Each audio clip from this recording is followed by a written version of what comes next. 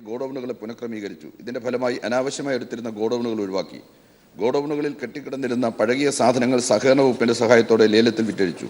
പ്രാഥമിക സഹകരണ സംഘങ്ങളുടെ നേതൃത്വത്തിൽ 2000 നീതി സ്റ്റോറും 1500 നീതി മെഡിക്കൽ സ്റ്റോറും ആരംഭിക്കുന്നതിന് തീരുമാനിച്ചു. ഇതിനോടകം 700-ലേറെ നീതി സ്റ്റോറും 500 നീതി മെഡിക്കൽ സ്റ്റോറും പ്രവർത്തന സജ്ജമായി. ഇവയ്ക്ക് വേണ്ട സാധനങ്ങൾ ഒന്നിച്ചു വാങ്ങുന്നതിനാൽ കുറഞ്ഞ വിലയ്ക്ക് സാധനങ്ങൾ ലഭ്യമാക്കാനായി. പ്രാഥമിക സഹകരണ സംഘങ്ങളുടെ പ്രതിനിധികളെ കൂടി ഉൾപ്പെടുത്തി പർച്ചേസ് കമ്മിറ്റി വിപുലീകരിച്ചു. ഇത് പ്രവർത്തനം ജനകീയവും സുതാര്യവുമാക്കാൻ സഹായമായി. കേന്ദ്രീകൃത പർച്ചേസ് സംവിധാനവും ഇ ടെൻഡറും നടപ്പാക്കി. മരുന്നുൽപാദക കമ്പനികളുമായി ആശയവിനിമയം നടത്തി കൺസ്യൂമർ ഫെഡിനെ C&F ഏജൻസിയായി പരിഗണിക്കാമെന്ന് വന്നതോടെ ഡിസ്കൗണ്ട് ഇനത്തിൽ വർധനവുണ്ടാക്കാനായി. വിദേശമദ്യ വിൽപ്പനയിൽ നിലനിന്നിരുന്ന അനാശാസ്യ പ്രവണതകളും ഡാമേജും കുറയ്ക്കാൻ കഴിയുകയും ഇൻസെൻറ്റീവ് കൺസ്യൂമർ ഫെഡിൽ അടയ്ക്കണമെന്ന് നിഷ്കർഷിക്കുകയും ചെയ്തതിനാൽ 76,18,794 രൂപ ഈ ഇനത്തിൽ സമാഹരിക്കാനായി. തന്നെയുമല്ല, പ്രവർത്തന ചെലവ് വിറ്റുവരവിൻ്റെ 12% നിന്നും 9% കുറയ്ക്കാൻ കഴിഞ്ഞു. ഇതുവഴി ഈ മേഖലയിലെ ലാഭക്ഷമത വർദ്ധിപ്പിക്കാൻ കഴിഞ്ഞു. ജീവനക്കാരുടെ പുനർവിന്യാസം. ജീവനക്കാരുടെ എണ്ണം ശാസ്ത്രീയമായി തിട്ടപ്പെടുത്തി അധികമായി നിയമിക്കപ്പെട്ട താൽക്കാലിക കരാർ ജീവനക്കാരെ ഒഴിവാക്കി ബാക്കിയുള്ളവരെ പുനർവിന്യസിച്ചു. ലാഭകരമല്ലെന്ന് കണ്ടെത്തുകയും നഷ്ടത്തിനും ഡാമേജിനും കെടുകാര്യസ്ഥതയ്ക്കും ഇടയാക്കിയ 741 നന്മ സ്റ്റോറുകൾ ഒഴിവാക്കി. അഴിമതിയും ധൂർത്തും കെടുകാര്യസ്ഥതയെ ഒഴിവാക്കുന്നതിന് സുതാര്യമായ നടപടിക്രമങ്ങൾക്ക് രൂപം നൽകി. ജീവനക്കാരുടെ കാര്യശേഷി വർദ്ധിപ്പിക്കുന്നതിന് വിവിധ വിഭാഗങ്ങൾക്കായി ചിട്ടയായ പരിശീലനം നൽകുകയുണ്ടായി. ഗുണഫലങ്ങൾ. പ്രതിമാസം ഭരണച്ചെലവ് വിറ്റുവരവിൻ്റെ 7.52% നിന്നും 6.75% കുറയ്ക്കാനായി. പ്രതിമാസം പലിശ ചെലവ് 6.50 കോടി രൂപയിൽ നിന്നും 3.45 കോടി രൂപയായി കുറയ്ക്കാനായി. വിറ്റുവരവ് വർദ്ധിപ്പിക്കാനായി 2016 ജൂലൈ മാസം ശരാശരി വിൽപ്പന പ്രതിമാസം 152.50 കോടി രൂപയായിരുന്നത് പ്രതിമാസം 162 കോടി രൂപയായി വർദ്ധിച്ചു. പ്രതിദിന വിറ്റുവരവ് 4 കോടി രൂപയിൽ നിന്നും 6 കോടി രൂപയായി വർദ്ധിപ്പിക്കാനും പ്രതിമാസം 2.25 കോടി രൂപ നഷ്ടത്തിൽ പ്രവർത്തിച്ചിരുന്നത് 8 കോടി രൂപ വീതം ലാഭം നേടാനും കഴിഞ്ഞു. ബി. കൺസ്യൂമർ ഫെഡിൻ്റെ പ്രവർത്തനങ്ങൾ സഹകരണ വകുപ്പ് മന്ത്രിയുടെ സാന്നിധ്യത്തിൽ സഹകരണ സംഘ രജിസ്ട്രാർ, ഓഡിറ്റ് ഡയറക്ടർ എന്നിവരെ പങ്കെടുപ്പിച്ചുകൊണ്ട് 5 തവണ അവലോകനം നടത്തുകയുണ്ടായി. ജോയിന്റ് രജിസ്ട്രാർമാരുടെയും കൺസ്യൂമർ ഫെഡ് പ്രതിനിധികളെയും പങ്കെടുപ്പിച്ച് സഹകരണ സംഘ രജിസ്ട്രാർ 2 തവണ യോഗം നടത്തിയിട്ടുണ്ട്. കൂടാതെ 15/2/17 ബഹുമാനപ്പെട്ട മുഖ്യമന്ത്രി പങ്കെടുത്തുകൊണ്ട് തന്നെ കൺസ്യൂമർ ഫെഡറേഷൻ്റെ പ്രവർത്തനങ്ങളെ വിശദമായി വിശകലനം ചെയ്യുന്നതിന് യോഗം വിളിക്കുകയും തുടർ പ്രവർത്തനത്തിന് മാർഗ്ഗനിർദ്ദേശം നൽകുകയുണ്ടായി. സി. സംസ്ഥാനത്ത് അരിവില വർദ്ധിക്കുന്ന സാഹചര്യത്തിൽ അരി ഉൽപ്പാദന സംസ്ഥാനങ്ങളിൽ നിന്നും കുറഞ്ഞ വിലയ്ക്ക് അരി സംഭരിച്ച് സംസ്ഥാനത്ത് വിതരണം ചെയ്യുന്നതിന് പ്രാഥമിക സഹകരണ സംഘങ്ങളുടെ പ്രതിനിധികളെ ഉൾപ്പെടുത്തി കൺസോർഷ്യം രൂപീകരിച്ച് പ്രവർത്തനം ആരംഭിച്ചിട്ടുണ്ട്. പ്രാഥമിക സർവീസ് സഹകരണ സംഘങ്ങളുടെ നേതൃത്വത്തിൽ സംസ്ഥാനത്തൊട്ടാകെ 2000 നീതി സ്റ്റോറുകൾ ആരംഭിക്കുന്നതിനും 1500 നീതി മെഡിക്കൽ സ്റ്റോറുകൾ ആരംഭിക്കുന്നതിനും നിർദ്ദേശങ്ങൾ നൽകിയിട്ടുണ്ട്. ഇത്തരത്തിൽ ആരംഭിക്കുന്ന സ്റ്റോറുകളിലേക്ക് ആവശ്യമായ നിത്യോപയോഗ സാധനങ്ങളും മരുന്നുകളും ഫെഡറേഷൻ മുഖേന വിൽപ്പനയ്ക്ക് എത്തിക്കുന്നതാണ്. ഇതിനോടകം 700-ലേറെ നീതി സ്റ്റോറും 500 നീതി മെഡിക്കൽ സ്റ്റോറും പ്രവർത്തന സജ്ജമായി. ഇവയ്ക്ക് വേണ്ട സാധനങ്ങൾ ഒന്നിച്ചു വാങ്ങുന്നതിനാൽ കുറഞ്ഞ വിലയ്ക്ക് സാധനങ്ങൾ ലഭ്യമാക്കാനായി. ഫെഡറേഷന് സ്വന്തമായുള്ള നീതി ഗ്യാസ് പ്ലാന്റിൻ്റെ കാര്യശേഷി കൂടുതൽ പ്രയോജനപ്പെടുത്തുന്നതിനായി കൊമേഴ്സ്യൽ ഗ്യാസ് റീഫില്ലിങ്ങിന് നൽകുന്ന വിഷയം പരിശോധിച്ചു വരുന്നു. ഡി. 2 തരത്തിലുള്ള അന്വേഷണങ്ങളാണ് ഫെഡറേഷനിൽ നടന്നുവരുന്നത്. പോലീസ് വിജിലൻസ് വിഭാഗത്തിൻ്റെ അന്വേഷണവും സംസ്ഥാന സഹകരണ വകുപ്പിൻ്റെ 65-ാം വകുപ്പ് പ്രകാരമുള്ള അന്വേഷണവും. കൺസ്യൂമർ ഫെഡറേഷൻ്റെ ഘടന, പ്രവർത്തനം, സാമ്പത്തിക സ്ഥിതി എന്നിവയെപ്പറ്റി 1969-ലെ സഹകരണ നിയമം 65 വകുപ്പ് പ്രകാരം അന്വേഷണം നടത്തുന്നതിന് 26/9/2015 ഉത്തരവായിട്ടുള്ളതാണ്. അന്വേഷണ കാലാവധി 1 വർഷം പൂർത്തിയായിട്ടും അന്വേഷണം തുടരുന്നതിനെതിരെ കൺസ്യൂമർ ഫെഡ് മുൻ managing director doctor Riji G Nair ഹൈക്കോടതിയെ സമീപിക്കുകയും അന്വേഷണത്തിന് സ്റ്റേ ലഭിച്ചതിനെ തുടർന്ന് അന്വേഷണം നിർത്തിവച്ചിരിക്കുകയുമാണ്. Sir. Shri K Ansalan. Sir, note പിൻവലിക്കലുമായി ബന്ധപ്പെട്ടുകൊണ്ട് സംസ്ഥാനം ഒരു ഉപഭോക്തൃ സംസ്ഥാനമായതുകൊണ്ട് തന്നെ നിത്യോപയോഗ സാധനങ്ങളുടെ വില ക്രമാതീതമായി വർദ്ധിച്ചുകൊണ്ടിരിക്കുകയാണ്. മറ്റ് സംസ്ഥാനങ്ങളിൽ നിന്ന് വാങ്ങി ഇവിടെ ന്യായവില ഷാപ്പ് വഴി കൊടുക്കുന്നതിൽ ഏറ്റവും ആശ്വാസകരമായിട്ടുള്ളതാണ് കൺസ്യൂമർ ഫെഡിൻ്റെയും അതിൻ്റെ മാർക്കറ്റിംഗ് സംവിധാനം. ഈ ഘട്ടത്തിൽ കൂടുതൽ സാധനങ്ങൾ വില കുറച്ച് കൊടുക്കുന്നതിനാവശ്യമായിട്ടുള്ള ഏതെങ്കിലും തരത്തിലുള്ള നടപടികൾ സ്വീകരിച്ചിട്ടുണ്ടോ? അത്തരം നടപടികൾ സ്വീകരിക്കുന്നതിന് വേണ്ടി ആലോചിച്ചിട്ടുണ്ടോ? സർ, ഞാൻ നേരത്തെ സൂചിപ്പിച്ചു, പ്രധാനമായിട്ടും നമ്മുടെ സംസ്ഥാനത്ത് അരിവില വർദ്ധിക്കുന്ന, നമ്മുടെ സംസ്ഥാനത്ത് മാത്രമല്ല രാജ്യത്താകെ അരിയുടെ വില വർദ്ധിച്ചിട്ടുണ്ട്. ഈ സാഹചര്യത്തിൽ അരി ഉൽപ്പാദന കേന്ദ്രങ്ങളിൽ പോയി അരി വാങ്ങി കൺസ്യൂമർ ഫെഡിൻ്റെ നേതൃത്വത്തിൽ വിവിധ സഹകരണ സംഘങ്ങൾ നടത്തുന്ന നീതി സ്റ്റോറുകളിലൂടെ വിൽപ്പന നടത്താൻ വേണ്ടിയിട്ടുള്ള ഒരു വിപുലമായിട്ടുള്ള പരിപാടിക്ക് കൺസ്യൂമർ ഫെഡ് നേതൃത്വം കൊടുക്കുന്നുണ്ട്. ആന്ധ്രയിലും മറ്റുമെല്ലാം തന്നെ അവർ പോയായിരുന്നു. പക്ഷേ നമ്മൾ ഉദ്ദേശിക്കുന്ന നിലയ്ക്ക് അവിടെ അരി കിട്ടാനായിട്ടുള്ള സാധ്യതയില്ല, വില കുറച്ച്. അങ്ങനെ ഇപ്പോൾ ബംഗാളിൽ പോയിരിക്കുകയാണ്. ബംഗാളിൽ നിന്ന് നമുക്ക് കുറഞ്ഞ വിലയ്ക്ക് അരി കിട്ടാൻ ഉള്ള സാധ്യതയുണ്ട്. അരി വാങ്ങി കൊടുക്കാൻ വേണ്ടിയിട്ടുള്ള നടപടി സ്വീകരിക്കുന്നുണ്ട്. അതുപോലെ തന്നെ ഞാൻ നേരത്തെ സൂചിപ്പിച്ചു, എല്ലാ സ്റ്റോറുകളിലും മൊത്ത വിലയ്ക്ക് സാധനങ്ങൾ മേടിച്ച് കൊടുക്കുന്നതിൻ്റെ ഭാഗമായിട്ട് കുറഞ്ഞ വിലയ്ക്ക് സാധനങ്ങൾ കൺസ്യൂമർ ഫെഡിൻ്റെ സ്റ്റോറുകളിലൂടെ വിതരണം ചെയ്യാൻ സാധിക്കുന്നു. സെക്കൻഡ് ക്വസ്റ്റ്യൻ സർ, അഴിമതിയുമായി സംബന്ധിച്ച് കഴിഞ്ഞ ഗവൺമെൻറ് ഒരു അഴിമതി രാജ് ഗവൺമെൻറ്റായിരുന്നു. അതിൻ്റെ ഭാഗമായിട്ട് തന്നെ അന്നത്തെ വകുപ്പ് കൈകാര്യം മന്ത്രിയും അഴിമതിയുടെ ഭാഗമായി ക്രിമിനൽ കേസ് എടുക്കുകയും ചെയ്തിട്ടുണ്ട്.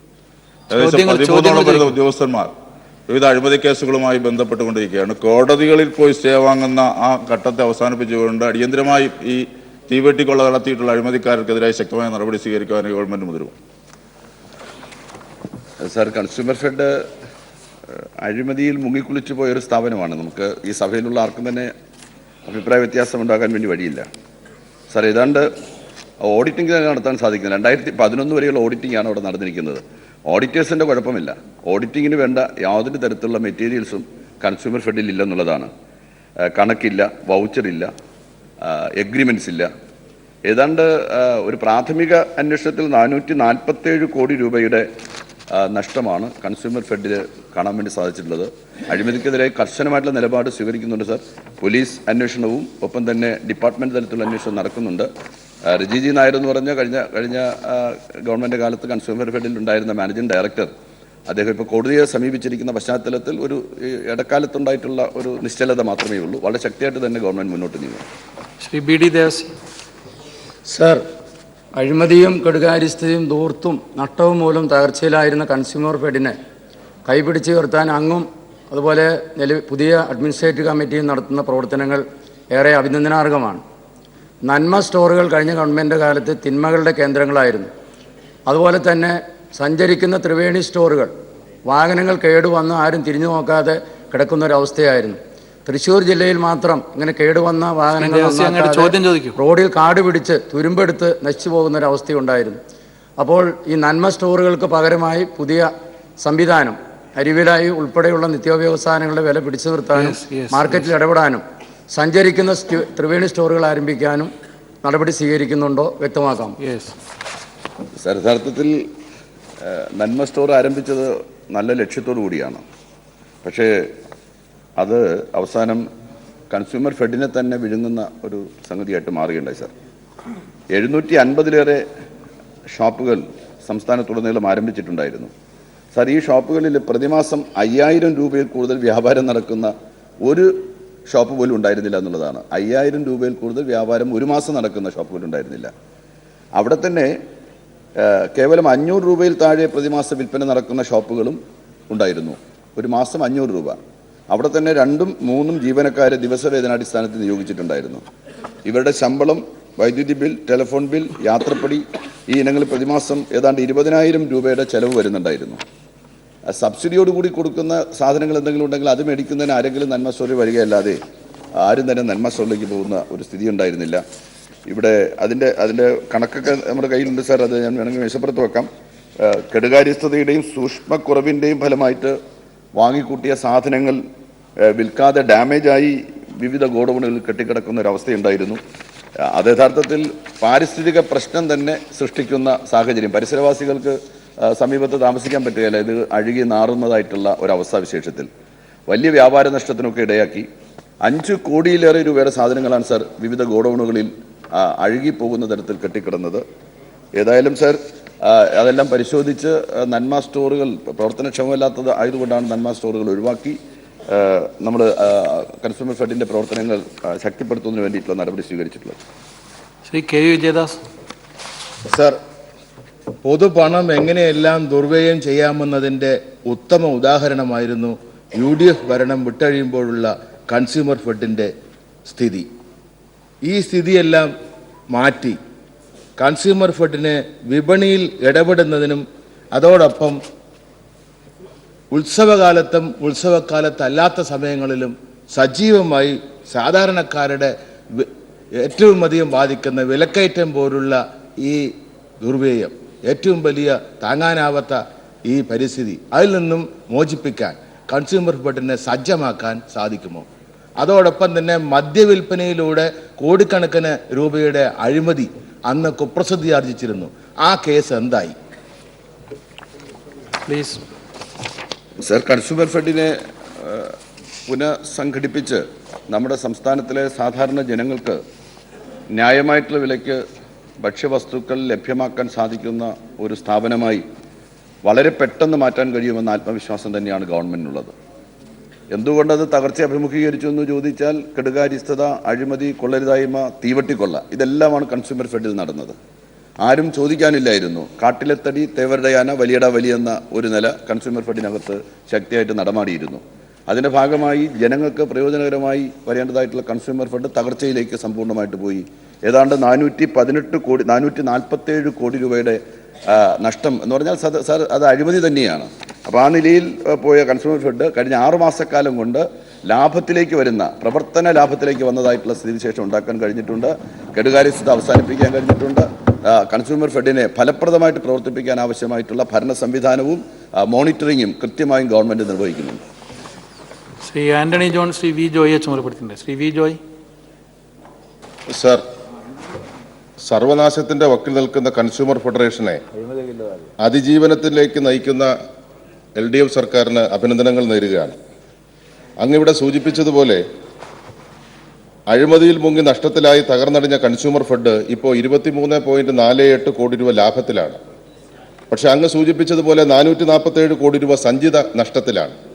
ഈ നഷ്ടത്തിന് ഉത്തരവാദികളായിട്ടുള്ള ആളുകളെ സംബന്ധിച്ചിടത്തോളം കണ്ടെത്താനും മാതൃകാപരമായി ശിക്ഷിച്ചില്ലെങ്കിൽ എപ്പോഴെല്ലാം UDF ഗവൺമെന്റ് വരുന്നോ അപ്പോഴെല്ലാം ഈ അഴിമതി ഇങ്ങനെ ഒടികുത്തി വാഴുകയാണ്. അതങ്ങ് ശ്രദ്ധിക്കുമോ? മറ്റൊന്ന്, 2000 നീതി സ്റ്റോറുകളും 1500 നീതി മെഡിക്കൽ സ്റ്റോറുകളും ആരംഭിക്കുമെന്ന് പറഞ്ഞു. അതിന്റെ പ്രവർത്തനങ്ങൾ ഏതുവരെയായി? സർ, അഴിമതിക്കെതിരെ കർശനമായിട്ടുള്ള നിലപാട് സ്വീകരിക്കുന്ന ഗവൺമെൻറ്റാണ് ഈ ഗവൺമെൻറ്. അക്കാര്യത്തിൽ ഒരു സംശയം വേണ്ട. ഒരു അഴിമതിക്കാരനെയും വെറുതെ വിടാൻ വേണ്ടി പോകുന്നില്ല. പോലീസ് തല അന്വേഷണം നടക്കുന്നുണ്ട്, ഡിപ്പാർട്ട്മെന്റ് തല അന്വേഷണം നടക്കുന്നുണ്ട്. 2 അന്വേഷണങ്ങളും ഫലപ്രദമായി വളരെ വേഗതയിൽ നടത്തി ഈ ഖജനാവിനെ കട്ടുമുടിച്ച ജനങ്ങളെ കൊള്ളയടിച്ചവരെ നിയമത്തിന് മുന്നിൽ കൊണ്ടുവരാൻ ആവശ്യമായിട്ടുള്ള നടപടി സ്വീകരിക്കുമെന്നുള്ള കാര്യത്തിന് സംശയം വേണ്ട. ശ്രീ അനിൽ അക്കരെ. സർ, ഈ കൺസ്യൂമർ ഫെഡിൻ്റെ ഏറ്റവും പ്രധാനപ്പെട്ട വരുമാനങ്ങളിലൊന്നാണ് വിദേശ മദ്യശാല വിൽപ്പനശാലയിൽ നിന്നുള്ള വരുമാനം.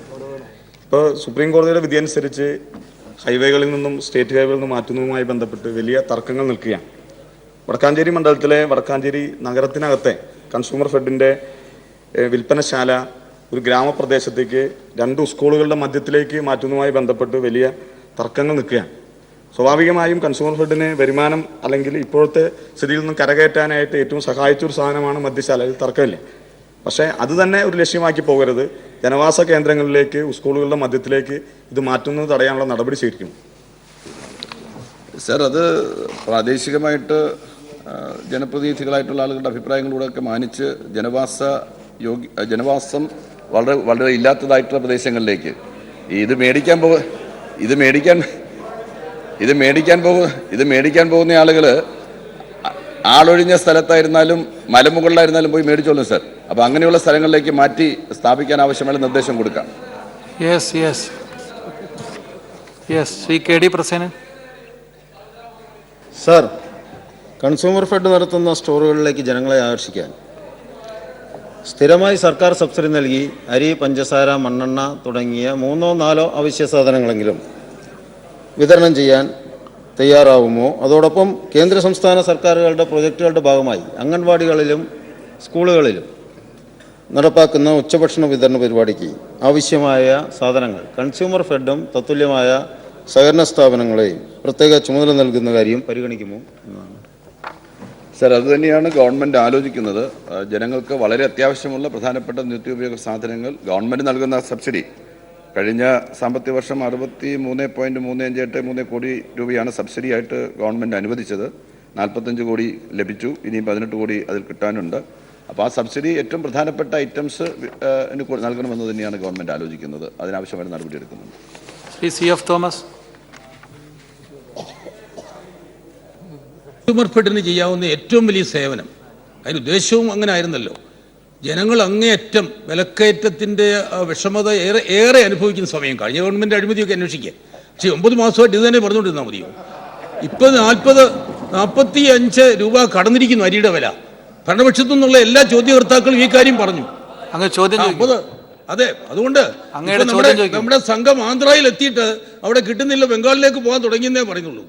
അപ്പൊ 50 കഴിഞ്ഞാലും തീരുമാനമാവുമോ? Yes. അരിവില അതുപോലെ നിത്യോപയോഗ സാധനങ്ങളുടെ ഒക്കെ വില ചോദ്യത്തിലേക്ക് വരൂ, കുറച്ചു ചോദ്യത്തിലേക്ക് കൊടുക്കാനുള്ള അടിയന്തര നടപടി വേഗത്തിൽ സമയബന്ധിതമായി സ്വീകരിക്കൂ. സർ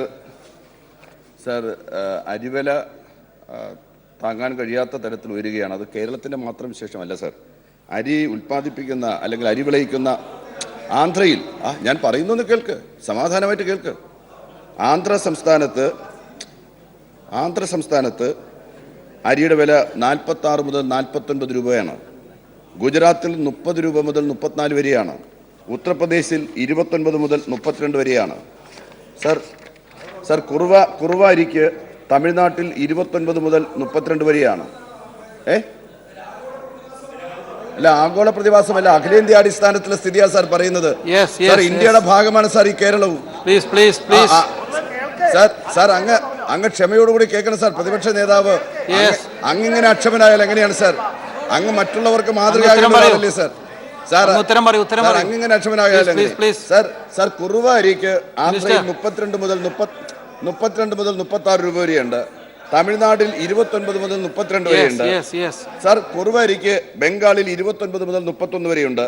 മട്ട അരിക്ക് കർണാടകത്തിൽ 28 മുതൽ, സാർ അങ്ങയുടെ മുഖ്യമന്ത്രിയല്ലേ സാർ കർണാടകം ഭരിക്കുന്നത്? സാർ ഒന്ന് ചോദിക്കൂ സാർ. 28 മുതൽ 33 വരെയാണ് മട്ട അരിക്ക് അവിടെ വില. സാർ, മസൂരി ഇനങ്ങൾക്ക് ആന്ധ്രാപ്രദേശിൽ 25 മുതൽ 30 വരെയാണ്. സാർ, അതുകൊണ്ടാണ് പശ്ചിമ ബംഗാളിലേക്ക് പോയത്. ഞങ്ങളുടെ ഒരു ടീം പശ്ചിമ ബംഗാളിൽ നിൽക്കുകയാണ് സാർ. പരമാവധി കുറഞ്ഞ വിലയ്ക്ക് അരി വാങ്ങാനുള്ള സംവിധാനം ഏർപ്പെടുത്തുന്നുണ്ട്. വില കുറച്ച് അരി കൊടുക്കാൻ ആവശ്യമായുള്ള നടപടികൾ ഗവൺമെന്റ് സ്വീകരിക്കും, കൺസ്യൂമർ ഫെഡ് വഴി സ്വീകരിക്കും. അതുപോലെ തന്നെ ഫുഡ് കോർപ്പറേഷൻ ഓഫ് ഇന്ത്യയോട്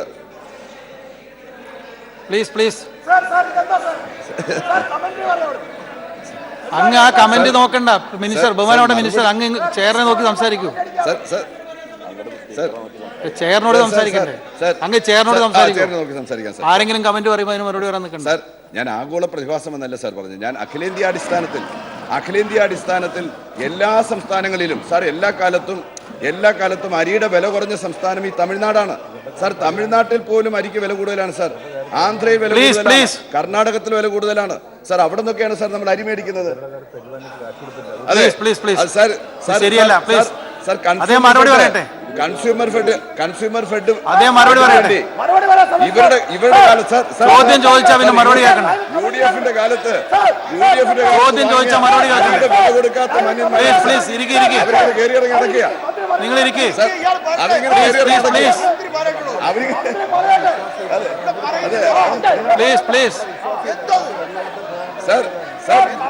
ശ്രീ CF തോമസ് ചോദിച്ചപ്പോ അതിന് ഉത്തരം പറയണ്ടേ?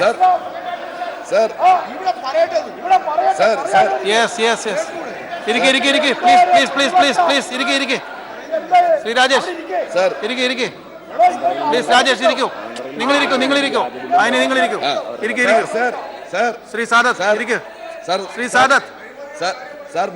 സാർ, ഇവര് വിഷമിച്ചിട്ട് കാര്യമൊന്നുമില്ല സാർ. ഇവരുടെ കാലത്ത് വാങ്ങിയ അരിയുടെ വില പോലും കൊടുക്കാതെ ആ അരി വിറ്റവർ കയറിയിറങ്ങി നടക്കുകയാണ് സാർ. നമ്മുടെ സംസ്ഥാനത്തോടുള്ള വിശ്വാസ്യത തന്നെ തകർത്ത കൂട്ടാണ് സാർ ഇവര്. നമ്മുടെ സംസ്ഥാനത്തോട് കച്ചവടക്കാർക്കുള്ള വിശ്വാസ്യത തകർത്ത അരിയുടെ വില കൊടുക്കാത്ത മാന്യന്മാരാ. അരി പോലും തരാൻ വേണ്ടി തയ്യാറാവുന്നില്ല. നിങ്ങളുടെ കാലത്ത് കൊടുത്തതാ സാർ. ആളുകൾക്ക് നമ്മളെ വിശ്വാസമില്ലാതാക്കി മാറ്റിയതിൽ നിങ്ങൾ വിഷമിക്കേണ്ട.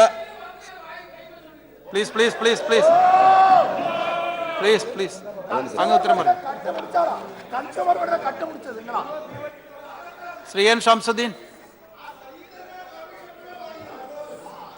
സർ,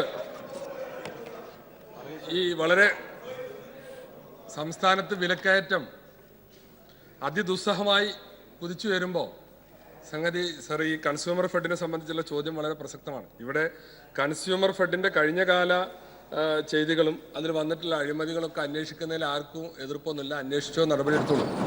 മറുപടി പറയണ്ട ശ്രീ ഷംസുദ്ദീൻ. അല്ല, പറയട്ടെ. മറുപടി മന്ത്രിമാര് പറഞ്ഞോളൂ. അല്ല, അന്വേഷിക്കുന്നു മന്ത്രി ആണല്ലോ പറഞ്ഞത്. അന്വേഷിക്കുന്നു എന്ന് പറഞ്ഞുകൊണ്ട് പറഞ്ഞാണ് മന്ത്രി പറഞ്ഞതാണ്. അങ്ങ് ചോദിക്കും. അപ്പോ സർ അങ്ങ് ചോദിക്കും. സർ മറുപടി പറയേണ്ടതാണ്. നിങ്ങൾ ഇത്ര അസഹിഷ്ണുത കാണിക്കാനൊന്നുമില്ല. ഞാൻ ഷംസുദ്ദീനോട് പറഞ്ഞു, അദ്ദേഹം അത് അംഗീകരിച്ചിരിക്കുന്നു.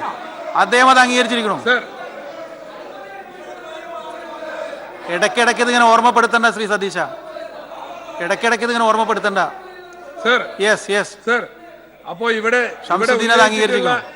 ഇവിടെ ഉന്നയിച്ചിട്ടുള്ള ഇന്നത്തെ അരിയുടെ വില വളരെ പ്രസക്തമാണ് സർ. രാജ്യത്തെ പട്ടിണിപ്പാവങ്ങളുടെ പ്രശ്നമാണ്. 50 ഈ നിലയിൽ പോയാൽ 60-70 ഒക്കെ ആവാൻ പോവാണ്. ഈ കൺസ്യൂമർ ഫെഡ് പോലുള്ള സംവിധാനങ്ങൾ എന്ന് പറയുന്നത് ഇത്തരം ഘട്ടങ്ങളിൽ മാർക്കറ്റ് ഇന്റർവെൻഷൻ നടത്താനുള്ളതാണ്. ഇപ്പോ പറയട്ടെ, നിങ്ങൾ എന്തൊരു അസഹിഷ്ണുതയാണ് സാർ ഈ കാണിക്കുന്നത്? ഒരു കാര്യം പറയുമ്പോ ഇങ്ങനെ അസഹിഷ്ണുത കാണിക്കാൻ പറ്റുമോ സർ? പ്ലീസ്. അപ്പോ ആ ഒരു സാഹചര്യത്തിൽ അരിവില ഉൾപ്പെടെയുള്ള അവശ്യ സാധനങ്ങളുടെ വില വർദ്ധിക്കുന്ന ഈ പശ്ചാത്തലത്തിൽ ഇവിടെ നടപടികൾ ഉണ്ട് എന്ന് മന്ത്രി പറയുന്നു. എന്താണ് നടപടി? ഈ കൺസ്യൂമർ ഫെഡിനെ ഉപയോഗിച്ചുകൊണ്ട് എങ്ങനെയുള്ള മാർക്കറ്റ് ഇന്റർവെൻഷൻ നടത്താനാണ് ഉദ്ദേശിക്കുന്നത് എന്ന് വ്യക്തമാക്കാമോ? ഇതാണ് എന്റെ ചോദ്യം. സർ ഞാൻ നേരത്തെ പറഞ്ഞു സർ, ഒരു പ്രധാനപ്പെട്ട പ്രശ്നം ഈ സഭ അറിയേണ്ടതായിട്ടുണ്ട്. ആ പ്രശ്നം എന്ന് പറയുന്നത്, ഈ കൺസ്യൂമർ ഫെഡറേഷൻ എന്ന നമ്മുടെ സംസ്ഥാനത്തിൻ്റെ അഭിമാന സ്ഥാപനമായിരുന്ന ഈ സ്ഥാപനം ഉണ്ടാക്കിയ പേരുദോഷം ചെറുതല്ല സർ. ഇത്ര വലിയ പേരുദോഷം ഉണ്ടാക്കിയ ഒരു സ്ഥാപനം നമ്മുടെ സംസ്ഥാനത്ത് വേറെയില്ല. ഈ പേരുദോഷം വളരെ പ്രധാനപ്പെട്ട പ്രശ്നമാണ്. അരി തരാൻ സപ്ലയർമാർ തയ്യാറാകാത്ത സ്ഥിതിയുണ്ടെന്ന് ബഹുമാനപ്പെട്ട പ്രതിപക്ഷം മനസ്സിലാക്കണം. അത്ര പേരുദോഷം ഉണ്ടാക്കി. കോടിക്കണക്കിന് രൂപയാണ് സർ മുൻകാലങ്ങളിൽ തമിഴ്നാട്, ആന്ധ്ര, കർണാടക എന്നീ സംസ്ഥാനങ്ങളിൽ നിന്നും അരി വാങ്ങി വൻ തുകകൾ വർഷങ്ങളായി കടം നിൽക്കുന്നത് കൊണ്ടുള്ള പ്രശ്നങ്ങൾ നിലനിൽക്കുകയാണ്. അതുകൊണ്ട് മില്ലുകളോ ഇടത്തട്ടുകാരോ കേരളത്തിലേക്ക് അരി നൽകുന്നതിന് സന്നദ്ധരല്ല. കൺസ്യൂമർ ഫെഡ് ഇതിനകം തന്നെ 241 സപ്ലയർമാർക്കായി 52 കോടി രൂപ നൽകി. ഈ ഗവൺമെന്റ് വന്നതിന് ശേഷം നൽകിയതാണ് സർ. ഈ ഇനത്തിൽ ഞാൻ പറയട്ടെ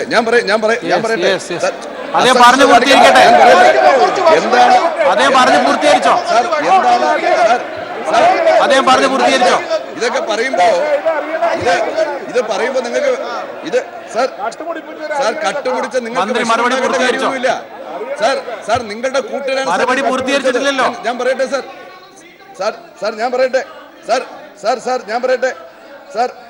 സാർ കൺസ്യൂമർ ഫെഡ് ഇതിനകം 241 സപ്ലയർമാർക്കായി 52 കോടി രൂപ ഈ ഗവൺമെന്റ് കൊടുത്തു.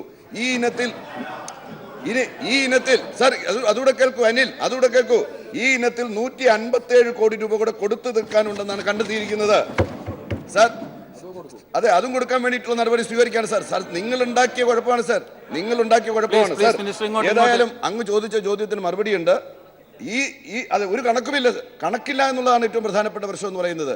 നിങ്ങളുടെ കയ്യിൽ എന്തെങ്കിലും രേഖയുണ്ടോ എന്ന് ചോദിച്ചപ്പോൾ രേഖയൊന്നും കയ്യിലില്ല. പിന്നെ എങ്ങനെയാണ് നിങ്ങൾ അരി കൊടുത്തത്? അരി ഞങ്ങൾ ഫോണിൽ വിളിച്ചു പറഞ്ഞു കൊടുത്തു. അങ്ങനെയാണ് ബിസിനസ്സുകാർ വരുന്നത്, ട്രേഡേഴ്സ് വരുന്നത്. സാർ എന്ത് തരം ഭരണമാണ് സാർ നമ്മുടെ സംസ്ഥാനത്ത് കഴിഞ്ഞ 5 വർഷക്കാലം നിങ്ങൾ ഈ കൺസ്യൂമർ ഫെഡ് നടത്തിയത്? ഇങ്ങനെ പട്ടാപ്പകൽ കൊള്ളയടിക്കാമോ സാർ? പട്ടാപ്പകൽ രാജ്യത്തിലെ ജനങ്ങളുടെ കൊള്ളയടിച്ചിട്ട് ഇങ്ങനെ നിൽക്കുകയാണ് സാർ. എന്തായിരുന്നാലും ഞങ്ങൾ ഇടപെടുകയാണ് സാർ. ഞങ്ങൾ ഇടപെടുകയാണ്. അങ്ങ് മറുപടി പറഞ്ഞ് അവസാനിപ്പിക്കൂ സാർ. ഞങ്ങൾ ഇടപെടുകയാണ് സാർ. മറുപടിയിലേക്ക് വരികയാണ്. അങ്ങ് മറുപടി ചെയറിനോട് പറഞ്ഞ് അവസാനിപ്പിക്കൂ സാർ. ഇപ്പൊ എടുത്ത നടപടികൾ ബഹുമാനപ്പെട്ട അംഗം ഞാൻ പറഞ്ഞോട്ടെ സാർ. ഇപ്പൊ എടുത്ത നടപടികൾ പറയാം. കൺസ്യൂമർ ഫെഡിന്റെ നേതൃത്വത്തിൽ 26 പ്രാഥമിക സഹകരണ സംഘങ്ങൾ ഉൾപ്പെടുത്തി കൺസോർഷ്യത്തിന് രൂപം നൽകി. കൺസോർഷ്യത്തിന് സീഡ് ക്യാപിറ്റൽ എന്ന നിലയിൽ 100 കോടി രൂപ ശേഖരിക്കുന്നതിന് തീരുമാനിച്ചു. കൺസോർഷ്യം രൂപീകരിച്ചുകൊണ്ടുള്ള സർക്കാർ ഉത്തരവ് ഇറങ്ങിയിട്ടുണ്ട്. ഇതിന്റെ അടിസ്ഥാനത്തിൽ സീഡ് ക്യാപിറ്റൽ ഫോർമേഷൻ ഉടൻ ആരംഭിക്കുന്നതാണ്. കൺസോർഷ്യം പ്രതിനിധികൾ ആന്ധ്രയിൽ നേരിട്ട് പോയി മില്ലുടമകൾ, wholesale dealer, FCI general manager എന്നിവരുമായി സംസാരിച്ച് സ്ഥിതിവിശേഷം വിലയിരുത്തിയിട്ടുണ്ട്. ആന്ധ്രയിലെ അന്വേഷണത്തിൽ അവിടെ നിന്നും അരി ലഭ്യമല്ല എന്നാണ് അറിയാൻ കഴിഞ്ഞത്. ആകെ ലഭ്യമാകുന്നത് സുവർണ അരി മാത്രമാണ്. ഏപ്രിൽ അവസാനം കൊയ്ത്ത് ശേഷം മാത്രമേ അരി ലഭ്യമാക്കാൻ കഴിയൂ. കൺസോർഷ്യം പ്രതിനിധികൾ പശ്ചിമ ബംഗാളിൽ പ്രധാന മില്ലുടമകളുമായും ഹോൾസെയിലർമാരുമായും ആശയവിനിമയത്തിന് പുറപ്പെട്ടിട്ടുണ്ട്. ഇന്നും നാളെയും മറ്റന്നാളുമായി ഈ പ്രക്രിയ പൂർത്തീകരിക്കും.